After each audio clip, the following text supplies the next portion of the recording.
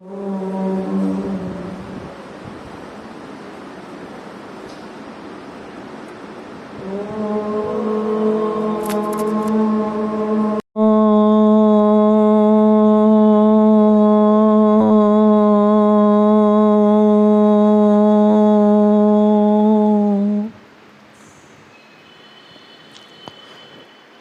की अधर्म का प्राणियों में विश्व का प्रेम से बोलना, फिर भी बोलना, चित्त की वृत्ति को एकाग्र करके बड़े प्यार से बोलना, जन्म जन्मांतरों के मैल को दूर करने के लिए बड़े भाव से बोलना।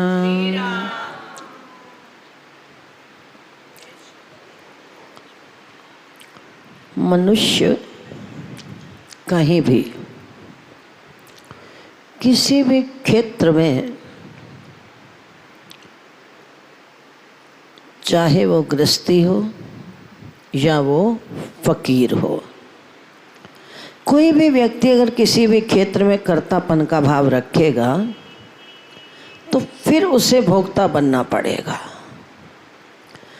कर्तापन का भाव छोड़ने से अच्छे कर्म का फल भी नहीं, पुण्य भी नहीं, और पाप कर्म का पाप भी नहीं। आप किसी सांप के विषैले दांत निकाल दो, वो सांप डसेगा क्या? विष प्रभावित करेगा? कभी नहीं। ठीक इसी प्रकार से जो प्राणी कर्तापन के भाव को त्याग देते हैं, फिर उन्हें किसी भी कर्म के बंधन में बंधना नहीं पड़ेगा।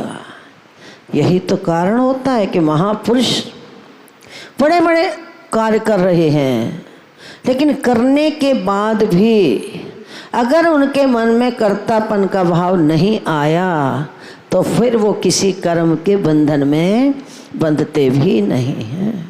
इसी प्रकार से एक सेठ, बड़े प्रतिष्ठित धनी, धर्म कर्म में प्रवृत्त, प्रभु भक्ति में लीन, जीवन में सब कुछ था, लेकिन उनके घर कोई संतान नहीं थी, और उन्हें इस बात का दुख भी नहीं था कि मेरे संतान नहीं है। दैवात उनका एक भतीजा था जिसके माता पिता अर्थात उस सेठ के भाई और भाभी वो स्वर्गवास हो गए। विधि का विधान, उन्होंने बच्चे का लालन पालन बड़े प्यार से किया, पढ़ाया लिखाया और उसे इस योग्य बना दिया कि बस अब मेरा भतीजा सब कार्य कर सकता है। अब मैं निश्चिंत हूँ। जिसके लिए मुझे जन्म प्राप्त हुआ था, भगवत भजन के लिए, आत्म तत्व की प्राप्ति के लिए, अर्थात उस वास्तविक आनंद की अनुभूति, उसके लिए मेरा अब जीवन में, व्यवहार में कोई शेष उत्तरदायित्व नहीं बचा। इसलिए मैं अपने भतीजे को सब कुछ सौंप कर भगवत भजन करना चाहता हूँ। तो चाचा जी ने कहा अपने भतीजे से, बेटा जानते हो अब मेरा उत्तरदायित्व पूरा हो चुका है, अब मैं बरसाना धाम में जाकर भगवत भजन और श्री जी की भक्ति तथा मैं सेवा करना चाहता हूँ। तो भतीजे ने कहा, पिताजी, चाचा जी ये कैसा आश्चर्य है? मुझे तो कह रहे हो कि राजकाज की देखरेख कर और आप स्वयं वन में जाकर, बरसाना में जाकर भगवत भजन करना चाहते हो, तो क्या भजन का सुख संसार के विषय भोगों से अधिक है, श्रेष्ठ है? चाचा जी ने उत्तर दिया, बेटा संसार के विषय भोगों का सुख तो क्या मोक्ष का सुख भी भगवत भजन से तुच्छ है। मैं भगवान का भजन करके उस तत्व की अनुभूति करूँगा जिसके लिए ये हमें मनुष्य देह प्राप्त हुई। खाना पीना और सोना पशुओं का भी काम, मानव में बस एक गुण जो जपे हरि का नाम। ये जन्म तुझे अनमोल मिला, बर्बाद न कर, बर्बाद न कर। ये बर्बाद न कर, बर्बाद न कर। ये जन्म तुझे अनमोल मिला, बर्बाद न कर, बर्बाद न कर। ये जन्म तुझे अनमोल दिया, बर्बाद न कर, बर्बाद न कर। ये दुख जो तुझको मिलता है, पापों का कर्जा चुकता है। ये दुख जो तुझको मिलता है, पापों का कर्जा चुकता है। ये दुख जो तुझको मिलता है, पापों का कर्जा चुकता है। ये दुख जो तुझको मिलता है, पापों का कर्जा चुकता है। जो पहले दिया वो मिलता है, फरियाद न कर, फरियाद न कर। जो पहले दिया वो मिलता है, फरियाद न कर, फरियाद न कर। जो पहले दिया वो मिलता है, फरियाद न कर, फरियाद न कर। जो पहले दिया वो मिलता है, फरियाद न कर, फरियाद न कर। एक सतगुरु जी के दर्शन को लोग लाखों जप तप करते हैं।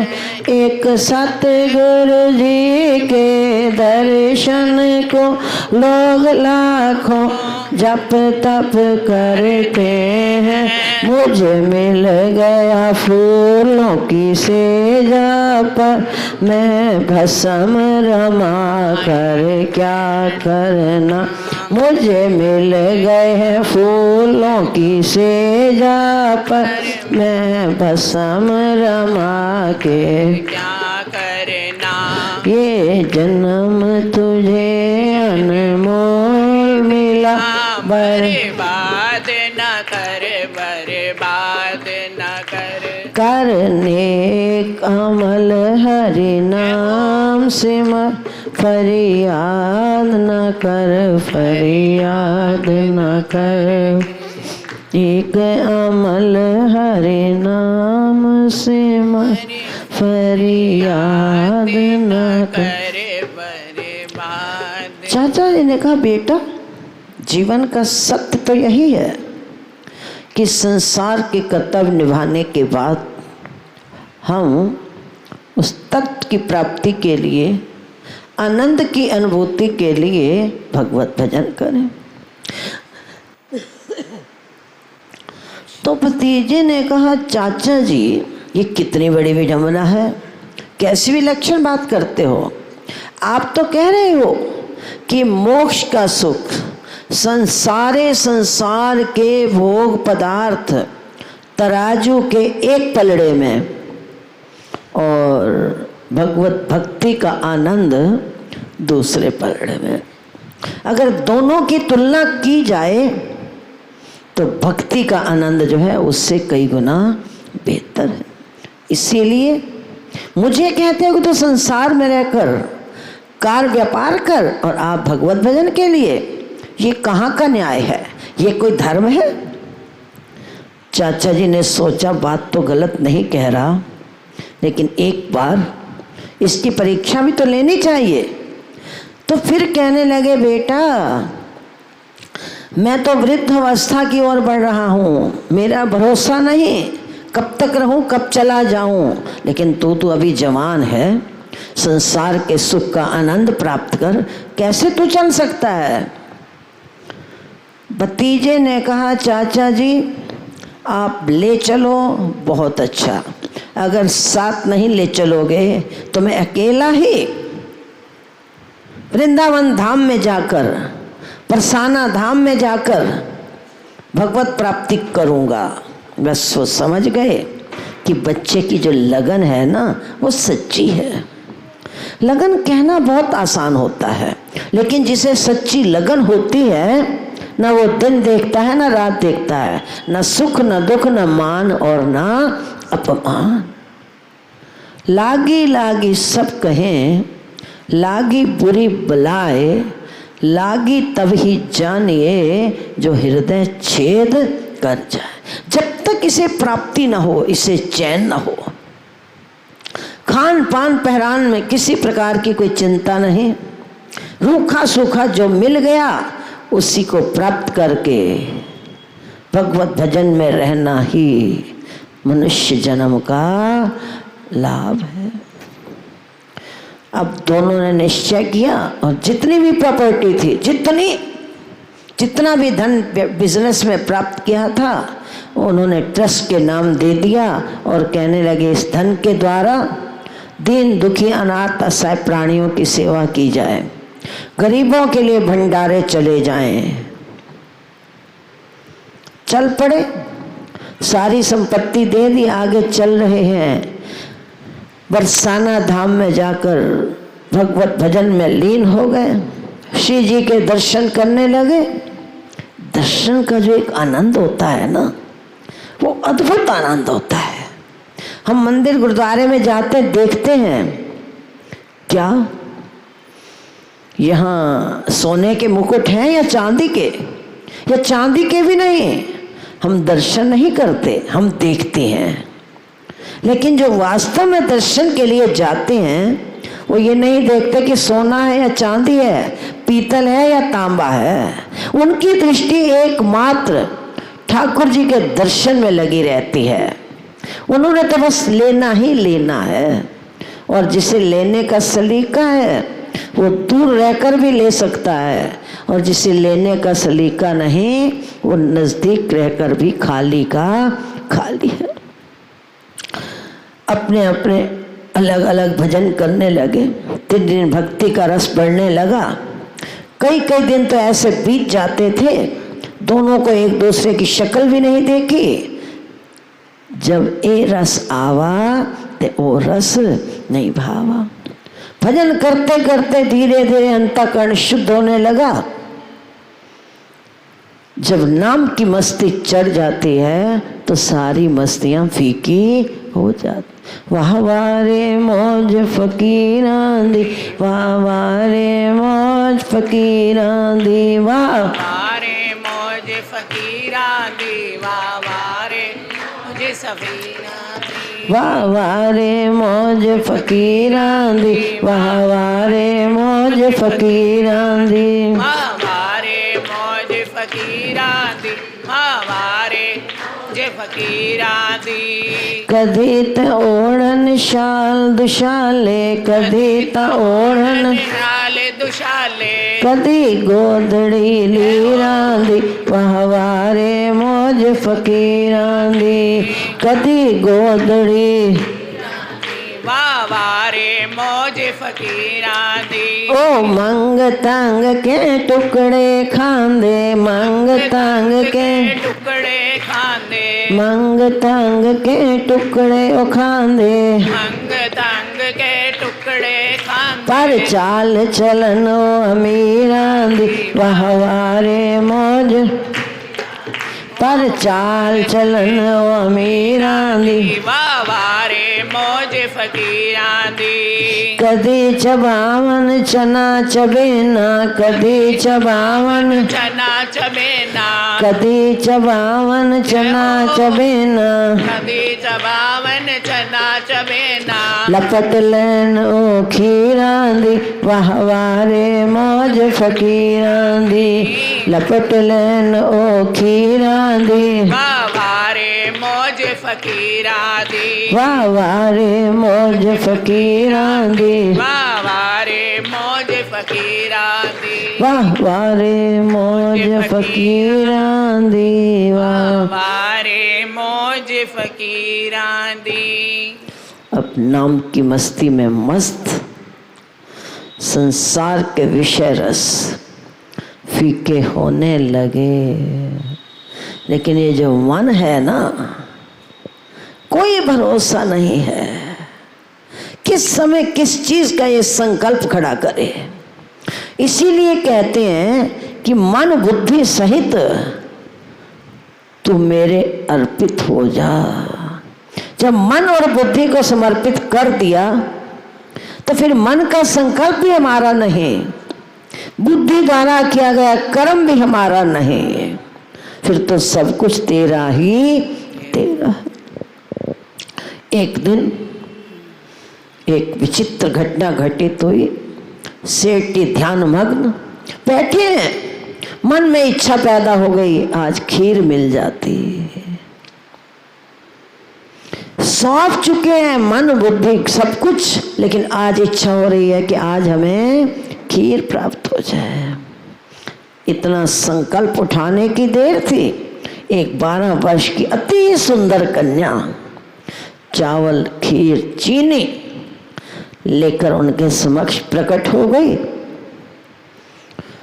अब सेठ जी को भगवान की वत्सलता पर बार बार कहते हैं कि हे प्रभु, मैं तेरा धन्यवाद कैसे करूं, मेरे पास कोई शब्द नहीं, मेरे तेरा धन्यवाद कैसे करूं। कारण एक तो हर इंसान के मन में इच्छाएं बनी रहती हैं, और दूसरा जो भजन के समय की इच्छा है, ध्यान से सुनो बहन जी, जो भजन के समय की इच्छा होती है वो कल्प वृक्ष के नीचे बैठकर की गई इच्छा है। जैसे कोई व्यक्ति कल्प वृक्ष के नीचे बैठकर कोई भी संकल्प खड़ा करे, आपने दृष्टांत भी सुना होगा, तो कल्प वृक्ष के नीचे बैठकर की गई इच्छा इंसान की पूरी हो जाती है। यही स्थिति आज सेठ जी के भजन के समय लागू हुई। भजन करते करते मन में भाव कहां से आ गया। खीर चीनी चावल पहुंच गए, सेठ जी खीर चीनी चावल पकाने में लग गए। अब मन ने सोचा, अगर मेरा भतीजा भी आ जाता तो वो भी तो खीर खा लेता। अभी संकल्प किया, पहला संकल्प पूरा हुआ खीर का, दूसरा संकल्प पैदा क्या हो गया, भतीजा आ जाए, वो भी आ गया। बड़े प्रसन्न हुए। जो ही सेठ जी ने भतीजे का स्मरण किया तो उधर भतीजे के चित्त पर भी उनका प्रभाव पड़ गया, क्योंकि दिल को दिल से राह होती है, ऐसे नहीं कहा गया। लेकिन विधि की विडंबना, जो भतीजे की मनोवृत्ति थी ना, वो चाचा से बहुत आगे थे। इसलिए किसी शास्त्र में ये नहीं लिखा कि हम त्यागी हैं, हम महात्मा हैं, हमने संसार को छोड़ दिया, हम कुछ नहीं खाते पीते, कुछ नहीं। अरे क्या पता उसकी लीला कहाँ कहाँ किस ढंग में छिपी पड़ी है। इसका अंत पाना जो है ना, कठिन ही नहीं अपितु असंभव। मेरे प्रीतम दिया अद्भुत लीला नियारियां ने, इस भेद को तो कोई नहीं पा सका। बड़े बड़े ऋषि मुनि ज्ञानी ध्यानी जप्पी तप्पी भी अनुमान लगा रहे हैं, लेकिन वास्तव में इसका अंत कोई भी नहीं पा सका। तभी तो कहते हैं नेति नेति अनंत है, ना इति ना आदि ना अंत और अनंत। भतीजा पहुंचा, चाचा जी क्या कर रहे हो। सारा जो वृत्तांत था सेठ जी ने सुना दिया, लेकिन वो बहुत दुखी हो गया और कहने लगा, चाचा जी क्या आपने सनातन गोस्वामी की कथा नहीं सुनी हुई? कौन सी कथा? सनातन गोस्वामी ठाकुर जी को भोग लगाते हैं। तो एक दिन ठाकुर जी ने कहा, गोस्वामी कम से कम बाजरे की सूखी रोटी में नमक तो मिला दिया करो। नमक के बिना सूखी रोटी जो है ना वो मेरे गले में अटकती है। सनातन गोस्वामी की आंखों से आंसू छलकने लगे और कहते हैं कि ठाकुर जी को क्या नमक, क्या मीठा, क्या खट्टा, क्या तीखा, उन्हें आवश्यकता नहीं है। अर्थात इसका तात्पर्य है कि मेरा मन चाहता है। हम तो कहते हैं ठाकुर जी की इच्छा है, होता हमारा मन है, क्योंकि मन का अक्ष पड़ता है भगवान के ऊपर।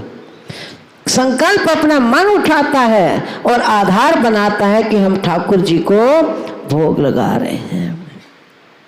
तो जो ही ठाकुर जी ने कहा नमक तो मिला दिया कर, सनातन गोस्वामी की आंखों से आंसू बह रहे हैं और कहते हैं, प्रभु क्या आपको नमक की आवश्यकता है? आप तो इंद्रियतीत हैं, मायातीत हैं, त्रिगुणातीत हैं, आपको क्या रजो सतो गुण से क्या लेना देना? आप आनंदमयी, आनंद की भंडार। तो यही प्रमाण जो था भतीजे ने अपने चाचा जी को दिया और हम जो है ना तरह तरह के बहाने बनाकर प्रत्यक्ष भोग भोगते हैं। ना जाने भगवान ही चाहते होंगे, मन का ना बड़ा चालाक है, अपने लिए गुण निकाल देगा। जो बात अच्छी लगेगी ना उसमें तो कहेगा हाँ ऐसा है, और जो बात मन को अच्छी न लगे उसमें कई दोष निकाल देगा। बस इतना कहकर मस्त हो गए। अभी चाचा और भतीजे का परस्पर संवाद चल ही रहा था। इतने देर में वही लड़की 12 वर्ष की जो कन्या सेठ के समक्ष चीनी खीर लेकर आई थी, कहने लगी, बाबा क्यों रो रहे हो? अब तक खीर क्यों नहीं खाई?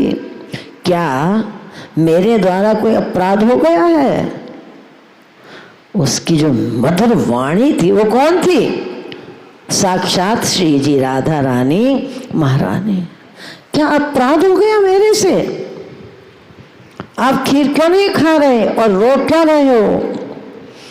तो सेठ जी ने सारा का सारा जो वृत्तांत था ना, दंडवत प्रणाम करते हुए, करुण क्रंदन करते हुए जब उन्हें सुना दिया, ये सब ध्यान मग्न है, मानसिक वार्तालाप है। जब सारा वृत्तांत सुना दिया, जब आंख खुली तो उस समय कौन थी? श्री जी कहते हैं, सेठ जी तो उन्हें नहीं पहचाना। ये कोई साधारण लड़की नहीं थी, ज्योतिर्मयी साक्षात श्री जी राधा रानी और महारानी। जानती हो ये व्रज भूमि जो है ना वो मेरी है। यहाँ रहकर तुम अपने जीवन में कभी भी कर्तापन का अभिमान मत करना कि ये संकल्प मैंने किया है। करने करवाने वाली तो मैं स्वयं हूँ। जब तुम मन बुद्धि से सब कुछ अर्पित कर चुके हो, फिर तुमने ये कैसे सोच लिया कि ये संकल्प मेरा है? ये मेरी ही तो प्रेरणा थी। मेरी ही प्रेरणा से तुम्हारे मन में ये भाव पैदा हुआ। अगर कर्तापन का भाव मानोगे तब तुम दुखी रहोगे, और जब कर्तापन को छोड़ दोगे तो आए की खुशी नहीं और गए की गम। हम दुखी कब होते हैं, सुखी कब होते हैं? जब मैंपन आ गया, कर्तापन का भाव आ गया, दुखी होते हैं ना। कभी बहुत सेवा करे ना और मान न मिले तो क्या कहते हो? अरे इतना करते रहे फिर भी पूछा नहीं किसी ने, एक कप चाय भी नहीं पूछी, सारा दिन सेवा करते हैं। ये कर्तापन का ही तो भाव है। क्या सेवा करते हैं तो क्या किसी पर एहसान लगा रहे हैं?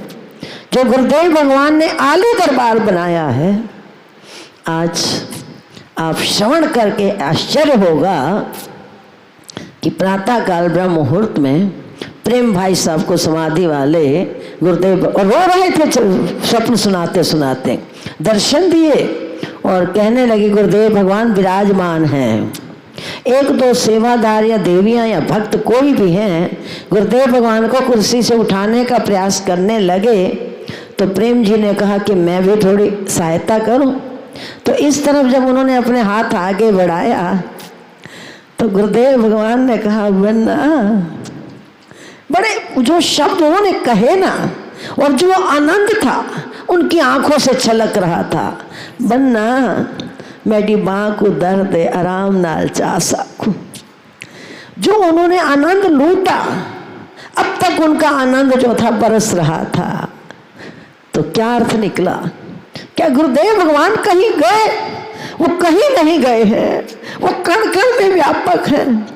एक इंसान छोटा सा काम करता है, हम थक गए। उस दिन कौन बता रहा था कि हमने एक छोटी सी रसोई शुरू की, हम थक गए और ये इतना मंदिर कौन बनवा रहा है?